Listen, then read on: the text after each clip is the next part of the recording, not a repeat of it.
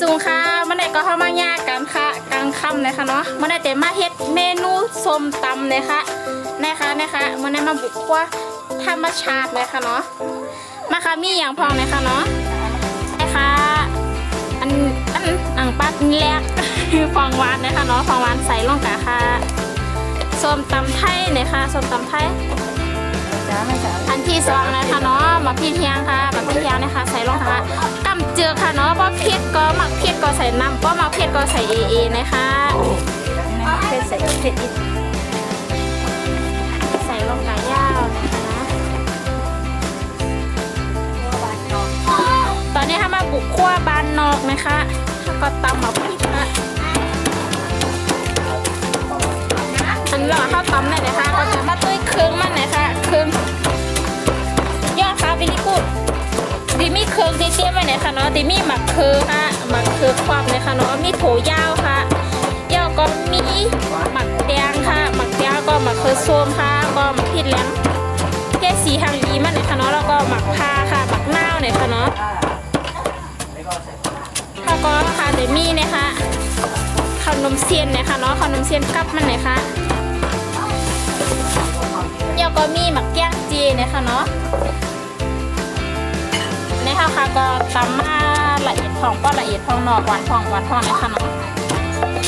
ในก็ใส่ผ้าหมี่ของลงกะเฮเผ็ดสี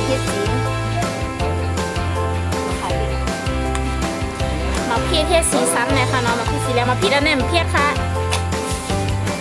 กินน้ำตาย่อยค่ะน้องเผ็ดแต่กินน้ำตาย่อยใส่เพิ่มซีนกันค่ะนะโอเคครับอันนั้นไปเก็บผักกาดไหมเก็บว่าใส่โถผักยาวเนี่ยค่ะ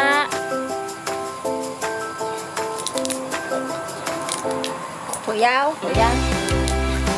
ส่ถั่วยาวถั่วยาวก็โถผักยาวจะไม่เร็วกันนะแล้วถั่วยาวกับกล้ามไต้เท่านั้นถั่วผักยาวกับกล้ามไทยกล้ามเมือง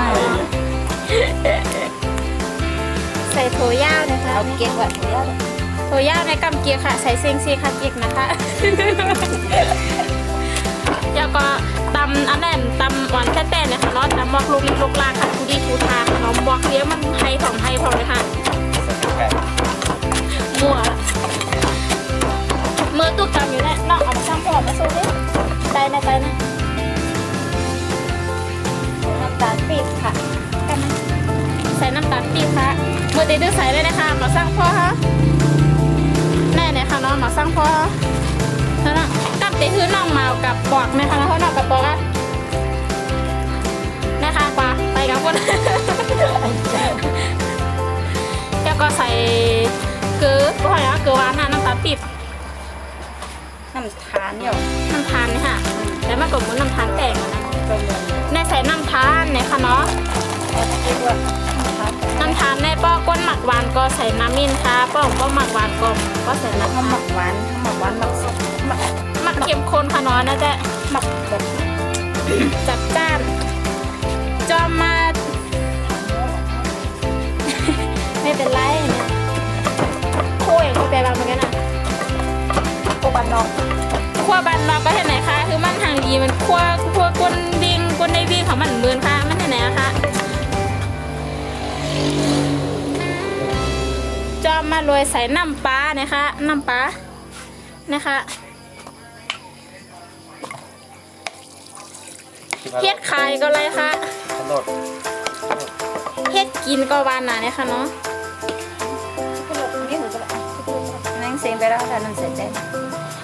ใจของที่พะโล้ก็อร่อยนะคะก็เป็นน้ำปลาแล้วก็น้ำมะนาวนะคะน้ำมะนาวของผ่าใส่เนี่ยค่ะเนาะใส่น้ำปลาห่าละอันนี้น้ำปลาฮะอันนี้น้ำปลาห่าของพิมพ์รีพายเนี่ยค่ะเนาะตึกหลังอยู่ในโซเชียลตัวเร็วหน่อยนะคะพิมพ์รีพายค่ะเอาเกี๊ยวว่าค่ะน้ำหวานเปรี้ยวใจค่ะอันนี้ในเกี๊ยวแห้งนะคะใส่หมดแล้วเมื่อไหร่ได้เฮ็ดเข้มข้นเลยค่ะเนาะ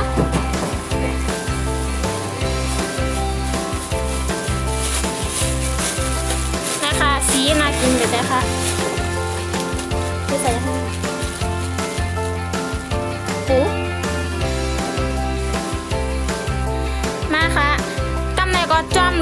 ปูนะคะปูในซุกยาวๆนะคะเนาะนะคะส้มตำใส่ปูนะคะอันนี้เป็นข้าวอย่างไอปีตำไทยเสร็จ ปูปลาห้าเลยปูปลาห้าก็อยู่อันนี้ตำปูปลาห้านะคะก็กำไทยก็ตำปูปลาร้านะคะเนาะคลุกเข้าคือมันจดๆนะคะมาใส่ยังมาคลุกความเป็นใส่หน้ามาแก้งอย่างนี้นะคะตัวเรียวก็ไม่กล้าก็จะข้นอยู่เนาะเมสีเลือดถ้าก็จะข้นผักต้องไม่นำนะคะมันน่ะนี่เป็นเช้า30 กว่าค่ะ มัวละเนี่ยนะคะสีทางวันนะคะถ้าใครสนใจติดต่อกับเฮ็ดส้มตำนะคะใส่น้ำหมักย่างค่ะชอบนี่ก็ใส่นัวน้ำหมักย่างที่เฮ็ดคือมันส้มเมียนนะคะเนาะแล้วก็คือน้ำมันข้นนะคะก็ใส่น้ำมันหน้าละลายมันส้มซื่อนะคะกันแล้วก็ใส่หมักหน้านะคะนิดก็พายนะซื้อมาหน้าในใส่กับตั้งเปลือกข้าวปลาขนอเฮ็ดหอมมันค่ะ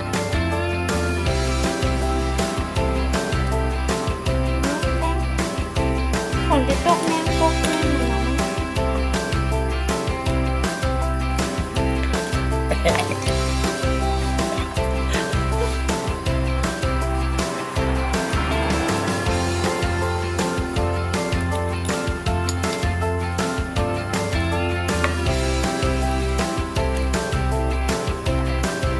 กันเลยก็ใส่มะเขือส้มนะคะเยอะลูกแขนตัวละ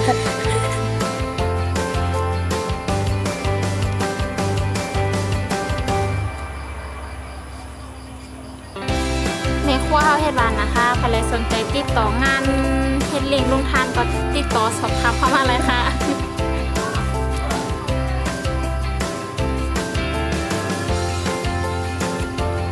ว้าวพอละกันเขาส่ง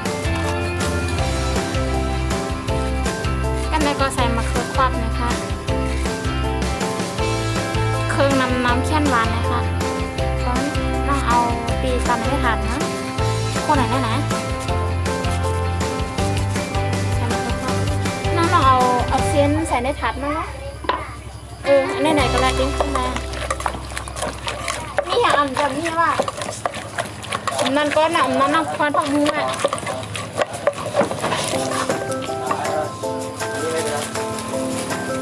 ปีคนนั้นน่ะอันไหนก็ใส่กุ้งนะคะส้มตำก็อร่อยไหมไอเบียกินส้มตำไหมคะเอาขึ้นมาไม่ได้บอก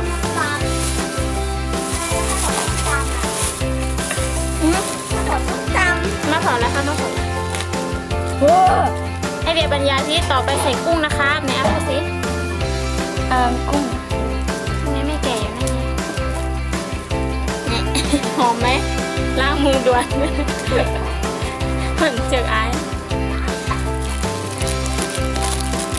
ใส่กุ้งใส่เครื่องนำๆนะคะนี่เป็นกุ้งเนื้อนะคะเนาะอันเมื่อกี้เป็นกุ้งฝอยกุ้งแรงนะคะกุ้งตัวเล็กๆค่ะไหนกุ้งไหนกุ้งแม่เริ่มมาเห็นกุ้งเลยใส่ไปแล้วค่ะโอ้เริ่มมาทานดูอ่ะนี่ไงเราก็ดูในนี่นะไม่ทำเก่งว้าวไม่ไหนเริ่มมาไหนไม่ชมไอเบต้องกินนะไอเบดูเนี้ย no นะคะน่ากินนะคะทางร้านน่าหาวันโอ้ยแบบว่านะคะข้าวซอยหมักสร้างพ่อมันมาเยอะนะคะเนาะก็ในก็แต่ซับแดงใส่ในนะคะ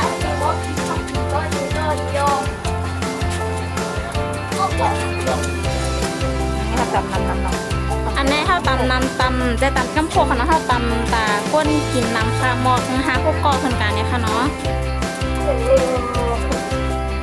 อันนี้ตำถาดเนี่ยก็แล้วค่ะข้าวเป็นข้นเห็นได้ไหมหนูป้าเบ พี่น้องเขาเฮ็ดเนี่ยก็ตับเลยซื้อค่ะมีเมียหือใส่เมื่อนั้นเนี่ยก็หวานอยู่ค่ะตำให้ก็กินกันก็ในเฮือนหน่อยค่ะเนาะส้มตำว่าคือกินเลียดไม่ไหม้ก็นะคะป้ากินกลางค่ำเนี่ยก็กินขิงเนี่ยก็หวานเหมือนกันค่ะกินกลางค่ำเนี่ยก็ตั้งกับขนมเซียนในป๊อปปี้ค่ะยอมอยู่นี่ค่ะก็ซับแตงใส่นะคะ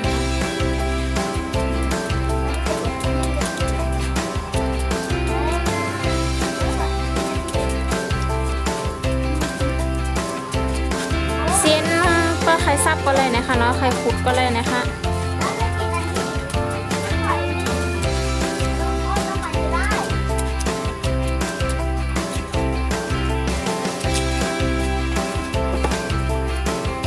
หมดเส้นค่ะ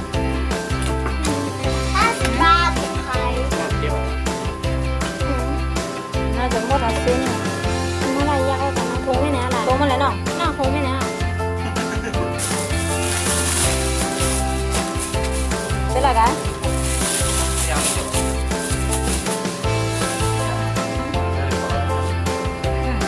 กลัวเก็บแต่ตรงนี้เก็บฟังด้วย เร็ววัน เราคือแต่วิ่ง เดี๋ยวจะได้ตัดเส้นเอาได้ นะคะก็แล้วเด็ดถอกใส่หน้าไหนแล้วก็ติดก้นแทนหน้าไหนกันเลยนะคะสีต่องห้างต่อห้างหวานนะคะก็นะคะถ้าขวาเข้าใส่กันเลยนะคะ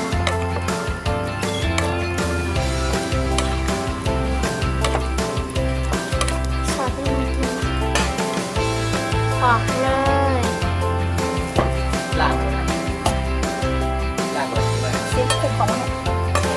เอาเส้นมันคูเข้ากันนั่นแหละนะคะคือกิริยามันออกมาเชียงๆนะคะเนาะ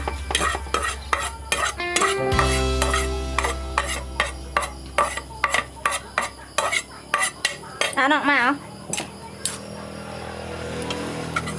คนเลย อะไร ขบ นั่นนะคะ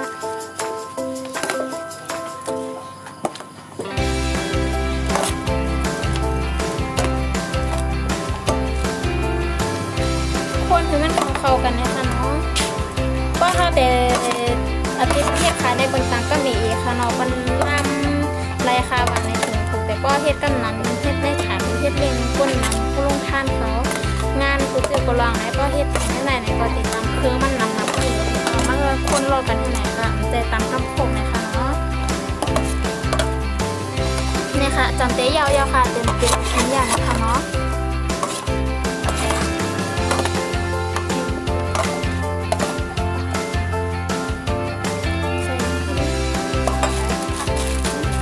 ใส่เรียงหาผักมาเป็นตั้งแต่หนึ่งตั้งแต่หนึ่งเหมือนในครัวสาวใต้เนี่ยค่ะเนาะด้านในก็ใส่ถั่วลินนะคะ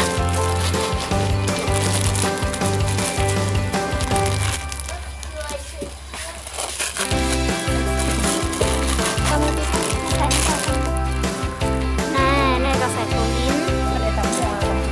ตำมัวหรือว่ามัว น้องวัวให้เขาหลับเส้น อ่ะก็มัวก็เลยค่ะก็เลยเอาค่ะอันนี้ก็เป็นที่ยาวๆนะคะเนาะตามพาเด็กกันยากกันเมื่อเขากินนะคะเราเป็นน้องเขากำไรมาตัวขายนะคะอันนี้เป็นผักนะคะเนาะผักติดๆกับมันเมื่อไหร่เนี่ยก็จะมีผักบุ้งนะคะผักบุ้งกันใหญ่ๆค่ะอันนี้ออกกล้วยค่ะพี่น้อง จวน ผักกำจ้อนนะคะว่ากันไปค่ะผักกำจ้อนนะคะแล้วก็มีผักกระถินนะคะเนาะผักกระถินค่ะนำนาค่ะนะคะก็เตรียมถาดนะคะเนาะแล้วก็โถยาวแถมมาอย่างอีกนึง เอาค่ะเข้าไปกันยากกันมือพ่องอยู่ถ้าเขากินนะคะเนาะ